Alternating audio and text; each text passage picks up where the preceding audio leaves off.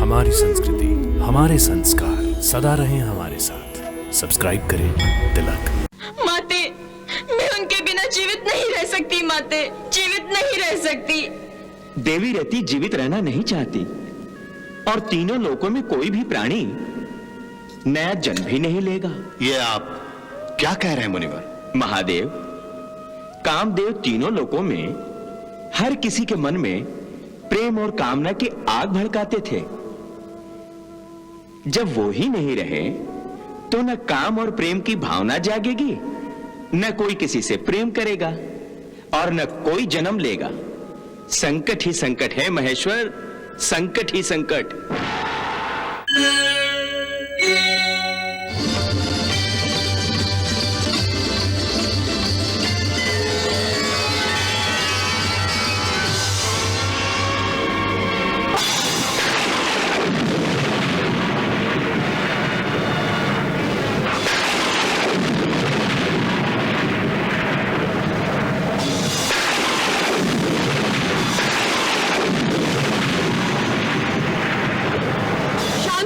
महादेव, शांत हो जाइए।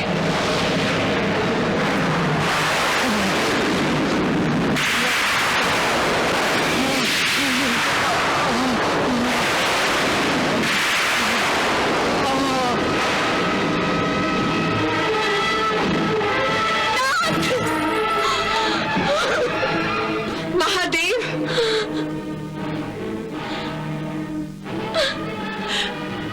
पार्वती, देखिए महादेव, आपके क्रोध की अग्नि ने ये क्या अनर्थ कर डाला। कामदेव को भस्म कर दिया आपने। हाँ, कामदेव को भस्म किया है हमने, क्योंकि उसने हमारी तपस्या भंग की थी और उसे इस दुस्साहस का दंड भोगना ही था। परंतु इसमें उनका कोई दोष नहीं था, स्वयं मैंने ही उनको आज्ञा दी थी। क्या आपने उन्हें आज्ञा दी थी? क्यों?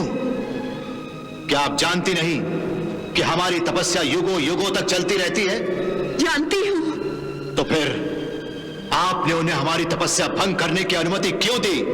इसलिए भगवान कि तीनों लोग संकट में आ गए हैं।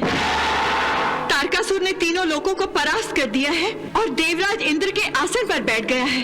क्या कोई देवता एक असुर का वध नहीं कर सका? तारकासुर ने ब्रह्मा जी से ऐसा वरदान प्राप्त किया है कि हम दोनों के पुत्र के अतिरिक्त कोई उसका वध नहीं कर सकता। इसीलिए विवश होकर आपकी तपस्या में बाधा डालनी पड़ी। तब तो हमने अकारण ही कामदेव को भस्म कर दिया। आपके क्रोध की आग में सुरक्षा का वो आश्वासन भी भंग हो गया जो मैंने कामदेव और देवी रति को दिया था। अब मैं देवी रति को क्या जवाब दूं? कहां से लाके दूं कामदेव को? माते, मैं उनके बिना जीवित नहीं रह सकती। माते, जीवित नहीं रह सकती। देवी रति जीवित रहना नहीं चाहती और तीनों लोकों में कोई भी प्राणी नया जन्म भी नहीं लेगा। ये आप क्या कह रहे हैं मुनिवर? महादेव, कामदेव तीनों लोकों में हर किसी के मन में प्रेम और कामना की आग भड़काते थे। जब वो ही नहीं रहे तो न काम और प्रेम की भावना जागेगी, न कोई किसी से प्रेम करेगा और न कोई जन्म लेगा। संकट ही संकट है महेश्वर, संकट ही संकट। भगवान, इसीलिए मैंने कहा था कि कामदेव को भस्म करने से अनर्थ हो गया है। हे भगवान, हे दया सागर, आप हम सब पर दया कीजिए। इसीलिए हम सब आपसे विनती करते हैं कि आप कामदेव को जीवन दान दीजिए। हाँ महादेव, कामदेव को फिर से जीवित कर दीजिए, जीवित कर दीजिए। असंभव, असंभव, असंभव। कामदेव का शरीर भस्म हो चुका है। अब वो माटी का पुतला नहीं बन सकता। अब ये केवल राख है, राख।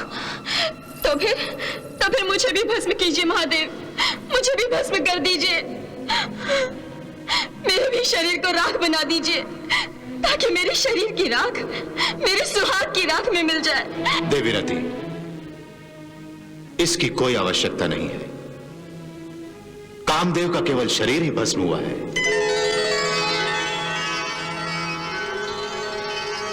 हमारे हाथों केवल उनका शरीर ही भस्म हुआ है। मैं अब भी सुहागन हूं। मेरे पति जीवित हैं तो वो है कहाँ? दिखाई क्यों नहीं देते? नारायण नारायण, दिखाई कैसे देंगे देवी? उनका शरीर तो भस्म हो चुका है, बेकार हो चुका है। अब इसके लिए उन्हें एक नया शरीर देना होगा। तो उन्हें नया शरीर मिलेगा? हाँ देवी। प्रभु, तो आप कामदेव को शीघ्र ही शरीर प्रदान करें। हाँ महादेव, हाँ महादेव, हाँ महादेव। नहीं, ये कार्य अति शीघ्र नहीं हो सकता। इसके लिए लाखों वर्षों तक प्रतीक्षा करनी होगी। लाखों वर्षों तक प्रतीक्षा? इतने युगों तक यदि उन्हें शरीर नहीं मिला तो मैं उनके दर्शन कैसे करूंगी? उनकी मैं आरती कैसे उतारूंगी? उनकी पूजा कैसे करूंगी मैं? निराश क्यों होती हो देवी? निराशा दयावान विधाता की दया और लीला का अपमान है। प्रार्थना करो, तुम्हारी प्रार्थना वो अवश्य स्वीकार करेंगे। महादेव, मुझ पर दया कीजिए, अपनी लीला दिखाइए, मेरे नाथ को प्रकट कीजिए महादेव। अवश्य देवी।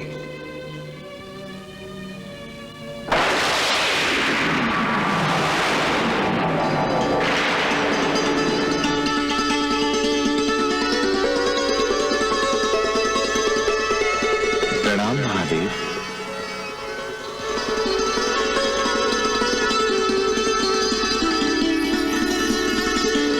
देवीरती, ये कामदेव का अशरीरी रूप है। महादेव, मुझे अपना शरीर खोने का खेद नहीं है, क्योंकि मैंने देवलोक के उद्धार के लिए आपको जगाते हुए अनायास ही आपके क्रोध को जगा दिया था। होनी तो हो गई महादेव, परंतु मैं आपका आभारी हूं कि आपने मुझे ये नया रूप दिया। महादेव, मेरे पति को शरीर कब मिलेगा? आज से लाखों वर्षों बाद, द्वापर युग में पृथ्वी लोक पर अधर्मों का संहार करने के लिए जब भगवान विष्णु श्री कृष्ण का अवतार लेंगे, तब उनके पुत्र के रूप में देवी लक्ष्मी के गर्भ से प्रद्युम्न जन्म लेंगे, और यही प्रद्युम्न कामदेव का अवतार भी होंगे।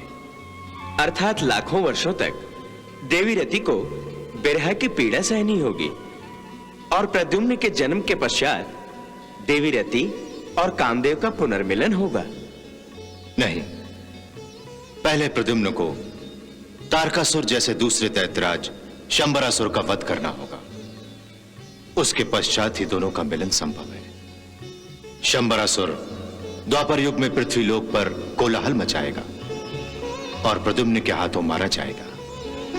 देवगणों और देवलोक के हित के लिए कामदेव ने अपने शरीर को भेंट चढ़ा दिया, जिसके पश्चात महादेव शिव जी और देवी पार्वती का विवाह संपन्न हुआ। आदि माता पार्वती ने एक परम प्रतापी पुत्र को जन्म दिया, जिसका नाम उन्होंने षडानन रखा, जिसे मुरुगन और कार्तिकेय भी कहते हैं। देवलोक से वंचित देवताओं की चिंता और प्रतीक्षा उस समय समाप्त हुई जब कुमार षडानन ने दैत्यराज तारकासुर पर आक्रमण करके उसका वध किया।